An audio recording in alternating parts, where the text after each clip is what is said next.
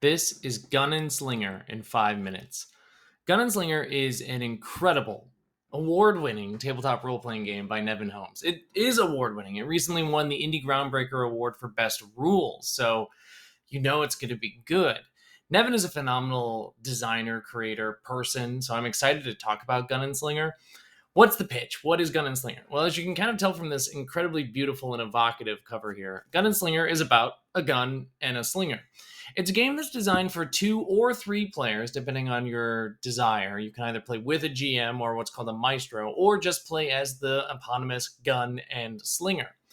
It's a game in which one person plays the role of a slinger, a wanderer in a very cursed and messed up world, and the other person plays their very cursed and messed up gun.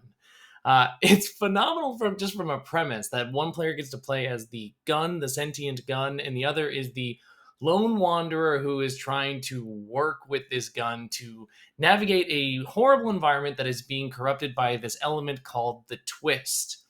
How does this game work? This is probably my favorite part, is talking about the mechanics of this game, because it's go fish and it's a little bit blackjack. It's a little bit of both depending on what you're doing. Allow me to explain. So Gun&Slinger is played with cards as opposed to maybe rolling dice and things like that you might be used to. You go through a character creation process. You create your gun, you create your slinger, you kind of set some interesting traits and skills that your characters have.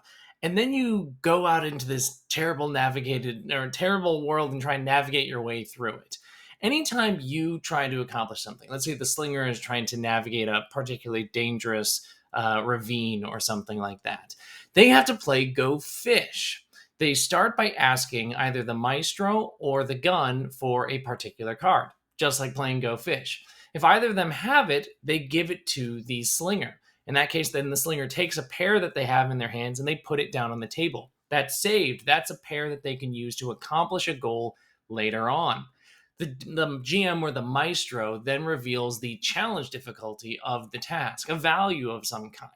At that point in time, the slinger has the opportunity to spend the pairs that they have, and the gun can add one more card to see if they can equal or exceed the challenge rating that the maestro had given.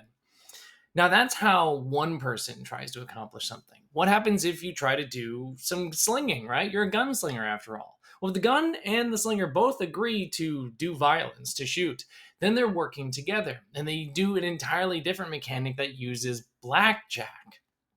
It's one in which the maestro, or if you're playing in the sort of GM-less version, the deck itself sets a value for you, and you each blind pay into a sort of shared hand of blackjack.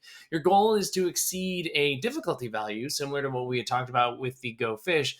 But in this case, you want to exceed it, but you don't want to go over 21, because in blackjack, if you go over 21, that's a bust.